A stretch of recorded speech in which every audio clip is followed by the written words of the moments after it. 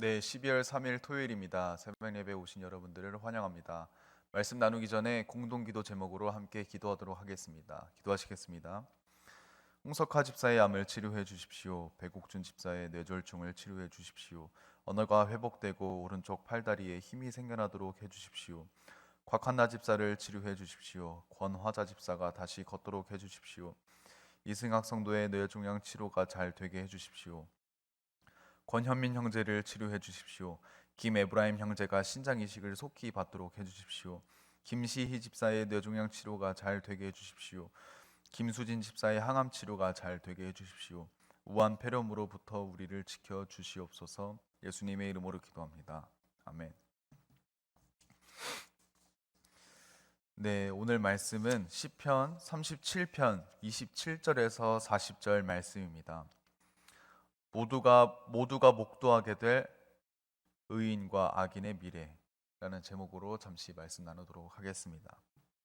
저희들은 지금 며칠째 시편 37편을 계속해서 보고 계십니다. 특별히 27절과 40절 말씀도 의인과 악인에 대해서 대비를 하면서 강조하고 말씀하고 있습니다. 의인으로서의 삶을 권면하고 있는 것입니다.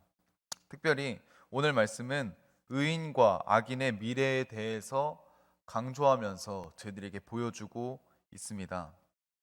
27절 말씀입니다. 여호와께서 정의를 사랑하시고 그의 성도를 버리지 아니하심이로다. 그들은 영원히 보호를 받으나 악인의 자손은 끊어지리로다. 하나님께서 의인은 절대 버리지 아니하신다고, 그리고 사랑하셔서 그들을 영원토록 보호하시나 악인은 자손이 끊어진다고 말씀하고 있습니다. 31절 말씀에도 의인의 걸음은 실족함이 없으리로다 말씀하십니다.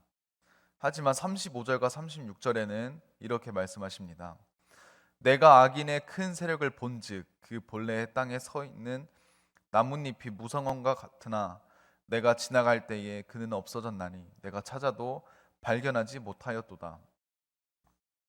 이 말씀과 같이 악인의 미래는 끊어지고 무성했던 나뭇잎과 같았지만 지나가서 보면 발견하지 못할 정도로 없어지겠다라고 말씀하고 계십니다.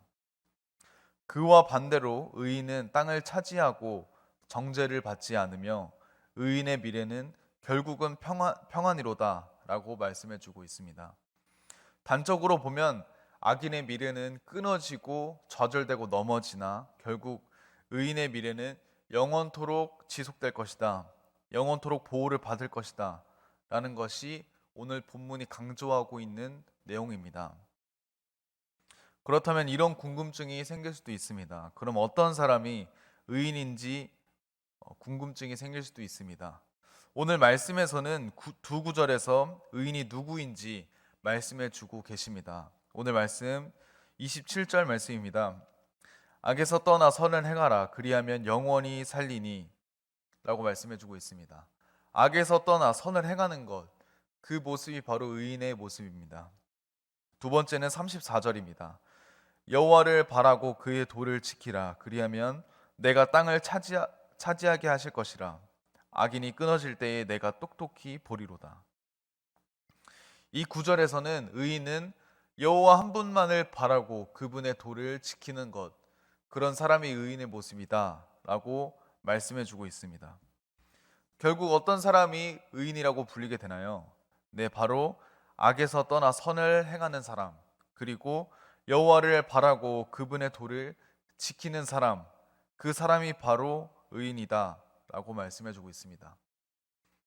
저희의 삶은 유한합니다. 그래서 무성한 나뭇잎과 같지만 지나고 보면은 찾을 수 없을 정도로 흔적조차 찾을 수 없는 인생이라 여겨질 수도 있습니다.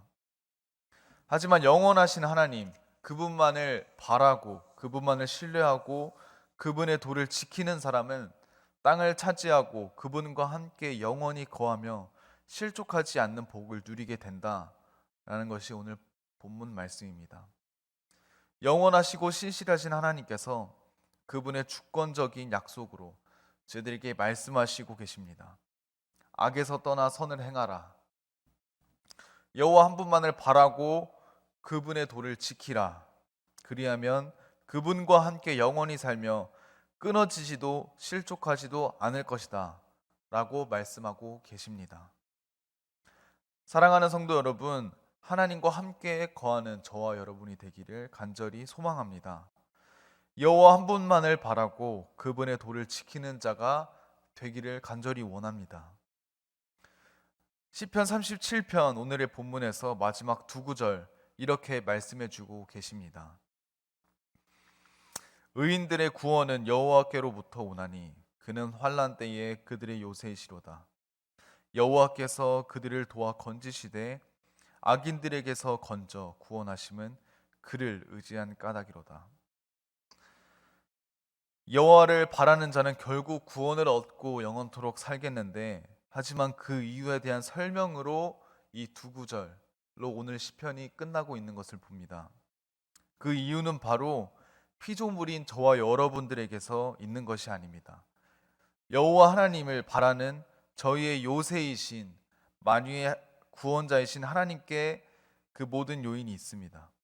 모든 불의와 악인들에게서 건져주심도 하나님을 의지하였기 때문입니다.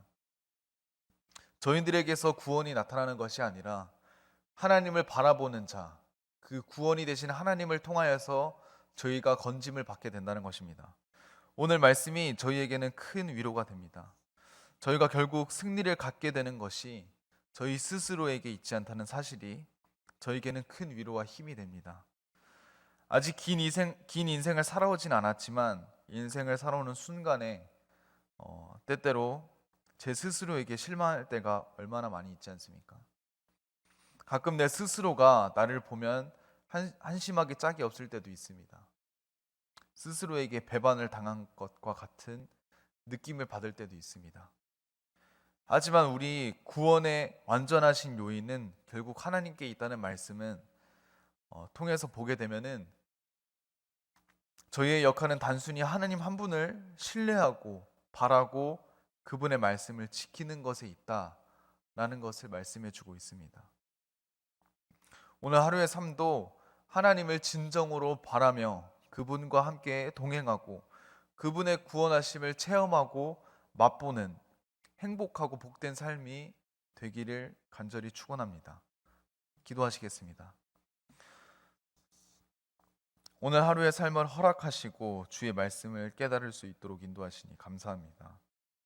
의인들의 구원은 여호와께로부터 오나니 그는 환난 때에 그들의 요새이시로다. 이 시편 기자의 고백과 같이 주님만이 저희의 요새이시오 방패이시오 힘과 능력이 되십니다. 오늘 하루 주님의 인도하심을 따라가며 그 안에서 누리는 기쁨과 감사함이 넘칠 수 있도록 인도하여 주시옵소서. 감사드리며 예수님의 이름으로 기도합니다.